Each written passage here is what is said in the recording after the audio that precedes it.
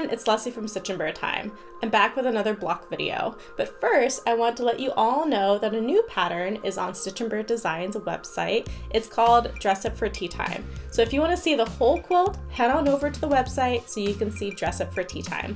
We're going to make one of the blocks out of this pattern. It's called the Teapot Block. So I cracked open a bundle of Love Struck by Lila Boutique, and I took out those blues because we're going to use those blues to make a teapot block. Like I've done before, I released a blog post today on a more detailed view of how I press this block. So if you're interested in seeing that, head on over to stitchandbeartime.com so you can take a look at how I pressed the teapot block. So I changed out my needle, I changed out the blade on my rotary cutter, and that's a great way to get started for your new projects. You have everything fresh, clean cuts, and we're ready to go. Got my pattern, let's get started. Let's start with the body of our teapot. The very first step in this is doing the stitch and flip method on all four corners of the body. Now you can do this a couple different ways. You can use diagonal seam tape. I love diagonal seam tape. I think it's great. But if you want, you can draw a line on the back of the square, sew on the line, and then cut a 1/4 inch away. Either way, it works fine.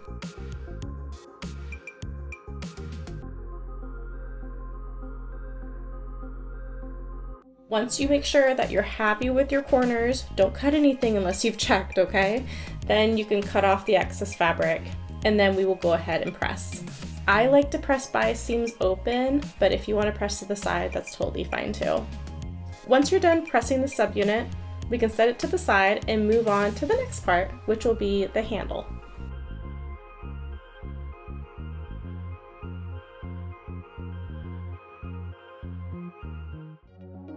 So the handle is basically a small flying geese unit.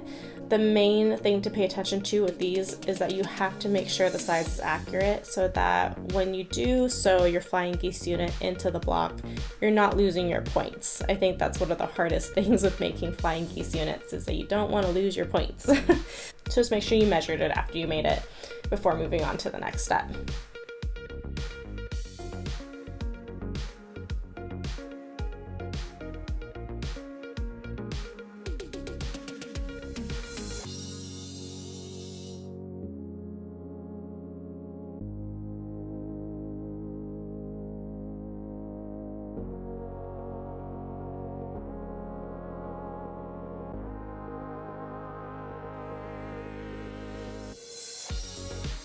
So let's set our handle to the side for now. We're going to move on to making the spout. Now be careful with making the spout. You're going to want to sew from the bottom left corner to the top upper right corner.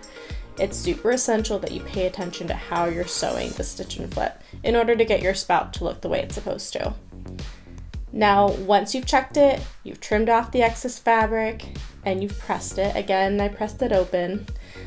We're gonna do the same method with the smaller square, and I also pressed that part open as well. And now we have a cute little spout that should fit into our block nicely. And then once we're done here, we're gonna set it to the side, and we are going to make the very last subunit to our teapot block.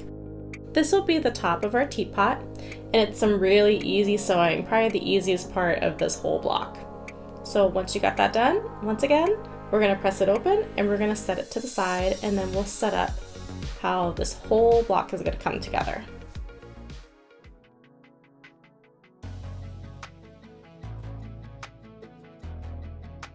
Now don't worry that the top is shorter than the rest of the block right now. It's supposed to look like that. If yours looks like mine, you're doing it right. So we're gonna take our pins out now and we're gonna start pinning. I'm starting to pin at this stage because we have seams that need to line up, we have points that we don't want to sew over, and you definitely don't want to have any kind of stretching in your block if you can help it. I tend to overpin at this stage. Some of you are probably like, whoa, but it does help me get a really evenly sewn block, and it does help all my seams to come together. Especially when you press open, they can be a little harder to meet up than when you're pressing to the side, so pinning really helps in that case. Alright, so we're going to take a look at how we should press this. You'll notice how I'm feeling my seams, trying to see where does it want to go, what's bulkier, what's less bulky. So I decided that it makes more sense to press towards the body of the teapot for both sides. I'm also pointing out all the points that I was paying attention to, where I needed seams to line up, where I wanted points to line up without cutting them off, so you guys know what to pay attention to as well. Once again, I overpinned, just making sure that everything's gonna lie flat and there's no stretching, and we just sewed our last seam to this teapot block. All right, last tip here. I like to heat up the seam, heat up the thread a little bit before pressing it. I learned that tip from Shabby Fabrics, and I see a lot of quilters do it. It seems to help. And there you go, we have a completed block. We have to make several of these for the quilts.